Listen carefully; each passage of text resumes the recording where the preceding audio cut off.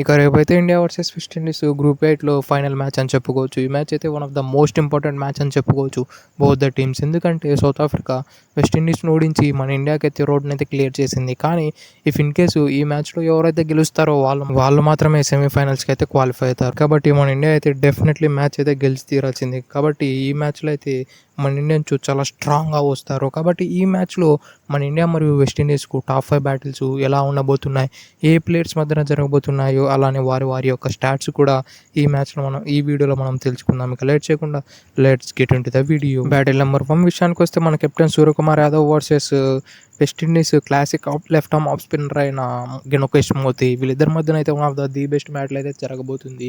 ఎందుకంటే గుణకేష్ మోతీ ఒక just left arm of స్పిన్నరే కాదు, అతని దగ్గర కొన్ని వేరియేషన్స్ కూడా ఉన్నాయి. అంటే మరి అంత మిస్టీరియస్ స్పిన్నర్ కాదు, కానీ అతని దగ్గర అయితే కొన్ని వేరియేషన్స్ అయితే డెఫినెట్లీ ఉన్నాయి. కాబట్టి ఆ వేరియేషన్స్తో సూర్యకుమార్ యాదవ్ని బోల్డా కొట్టించే అవకాశాలు కూడా చాలా ఉన్నాయి.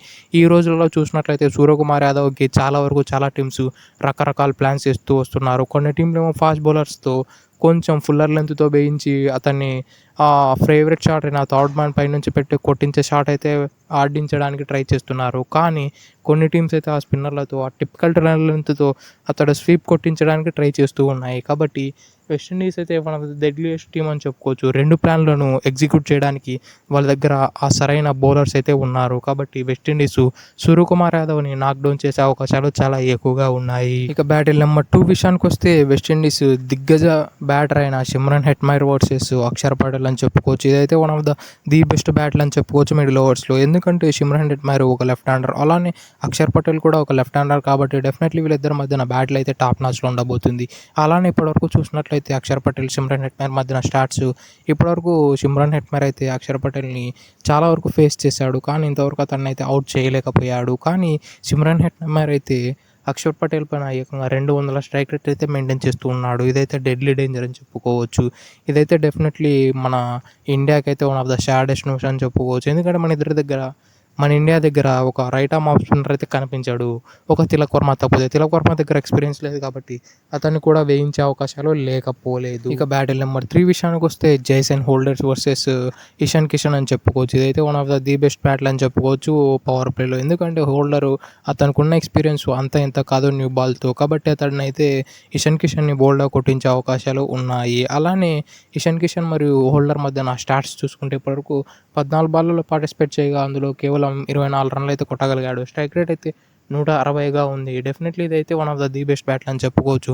ఇఫ్ ఇన్ కేసు వీళ్ళు కూడా మిస్ అయినట్లయితే వెస్టిండీస్ డెఫినెట్లీ ఎవరో ఒకరి ప్లేస్లో రోస్టన్ చేస్ని తీసుకొచ్చి అభిషేక్ శర్మ మరియు ఇషాన్ కిషన్ మధ్యన ఒక మంచి బ్యాటిల్ ఉండడానికి అభిషేక్ శర్మ రోస్టన్ చేస్ని తీసుకొచ్చే అవకాశాలు. ఎందుకంటే అతడు classy right arm off spinner కాబట్టి డెఫినెట్లీ వీళ్ళిద్దరికి ఒక థ్రెడ్లా మారిపోతాడు. డెఫినెట్లీ ఇదైతే జరగబోతుందని నేను ఎక్స్పెక్ట్ చేస్తూ ఉన్నా. ఈవెన్ మన ఇషాన్ కిషన్ అయినా చాలా మంచి ఫామ్లో కనిపించాడు. లాస్ట్ మ్యాచ్లో ఆల్మోస్ట్ 50 కొట్టేయాడేమో అనంత మంచి ఫామ్లో అయితే కనిపించాడు. చాలా మంచిగా బ్యాటింగ్ చేశాడు. మెయిన్లీ సికిందర్ రాజాకి అయితే లెఫ్ట్ ఆఫ్ స్పిన్నర్ని క్లియర్గా అతన్ని కొంచెం రెస్పెక్ట్ ఇచ్చి అతన్ని సీ ఆఫ్ చేసి ఎలా అయితే చుట్టుపక్కల అతను తర్వాత వచ్చిన బౌలర్ని అటాక్ చేశాడో అదే ప్లాన్ అభిషేక్ శర్మ మరియు ఇషాన్ కిషన్ ఎగ్జిక్యూట్ చేసే అవకాశాలు ఉన్నాయి వెస్టిండీస్ పైన. ఇక బ్యాటిల్ నెంబర్ 4 విషయానికి వస్తే మన ఇండియా పవర్ హిట్టర్ అయిన హార్దిక్ పాండ్యా వర్సెస్ రొమారియో చెఫర్డ్. ఇదైతే one of the best battle అని చెప్పుకోవచ్చు డెప్త్ ఓవర్స్లో. ఎందుకంటే హార్దిక్ పాండ్యా అతనైన టాప్ ఫామ్లో ఉన్నాడని చెప్పుకోవచ్చు with the bat with the ball. Last మ్యాచ్లో చూసుకున్నట్లయితే చాలా తక్కువ బాల్లలో 50 కొట్టి 200 స్ట్రైక్ రేట్ మెయింటైన్ చేసి జింబాబ్వే అంత ఎక్కువ రన్లతో ఓడిపోవడానికి ముఖ్య కారణంగా మిగిలాడు. అలానే అదరెండు మన రొమారియో చెఫర్డ్ చూసుకున్నట్లయితే అతడు కూడా బ్యాక్ టు బ్యాక్ వికెట్ తీస్తూ అతడు చాలా మంచిగా కనిపిస్తున్నాడు. మెయిన్లో అతడైతే 5 వికెట్లు జింబాబ్వే పైన తీశాడు, అలానే 4 వికెట్లు సౌత్ ఆఫ్రికా పైన తీశాడు, అలానే ఒక హ్యాట్రిక్ కూడా తీశాడు ఈ T20 వరల్డ్ కప్లో. కాబట్టి అతడు విత్ ద బాల్ అయితే బీస్ట్లా కనిపిస్తున్నాడు. ఆయన విత్ ద బ్యాట్ కూడా అతడు చాలా టాప్ నాచ్లో కనపడుతున్నాడు. కాబట్టి డెఫినెట్లీ రొమారియో చెఫర్డ్ మన హార్దిక్ పాండ్యాకి కొంచెం తెర్రగా ఉండే అవకాశాలు ఉన్నాయి. అలానే అతడు రొమారియో చెఫర్డ్ కొంచెం రౌండ్ ఆర్మ్ యాంగిల్ చేయగలుగుతాడు, కొన్ని డిఫరెంట్ యాంగిల్స్ ఉన్నాయి, స్లో వన్స్ ఉన్నాయి. ఇదైతే చాలా థ్రెటనింగ్ అని చెప్పుకోవచ్చు హార్దిక్ పాండ్యాకి. అలానే హార్దిక్ పాండ్యా కూడా క్లిక్ అయినట్లయితే ఇవి ఏవి కానీ తరంగా, ఎందుకంటే అతడు అంత డ్రీమ్ ఆఫ్ ఫామ్లో ఉన్నాడు అతడైతే. ఇక బ్యాటిల్ నెంబర్ 5 విషయానికి వస్తే షైహోప్ వర్సెస్ హర్షదీప్ సింగ్ అని చెప్పుకోవచ్చు. ఇది కూడా చాలా మంచిగా జరగబోతుంది ఏమో అనిపిస్తుంది. ఎందుకంటే షైహోప్ యాజ్ ఏ ఓపెనర్గా వస్తాడు. హర్షదీప్ సింగ్ చూసుకున్నట్లయితే ఆ లెఫ్ట్ ఆర్మ్ ఇన్ స్వింగర్స్తో చాలా వరకు రైట్ ఆర్మ్ బ్యాటర్లు అదే చాలా వరకు ట్రబుల్ చేశాడు. అలానే తన దగ్గర ఒక వేరియేషన్ ఉంది, అదే చాలా క్లాసీగా అదే బాల్ అవే గోయింగ్ కూడా చేయగలుగుతాడు. కాబట్టి Harshdeep sing one of the top notch bowler అని చెప్పుకోవచ్చు మన ఇండియాకి. కాబట్టి హర్షదీప్ సింగ్, షై హోప్‌ని చాలా వరకు ఇబ్బంది పెట్టే అవకాశాలు ఉన్నాయి. అలానే మనం రీసెంట్ టైమ్స్‌లో చూసుకున్నట్లయితే షై హోప్ కూడా చాలా మంచి ఫామ్‌లో కనపడుతున్నాడు. జింబాబ్వే పైన అతనికి player of the match award కూడా వచ్చింది.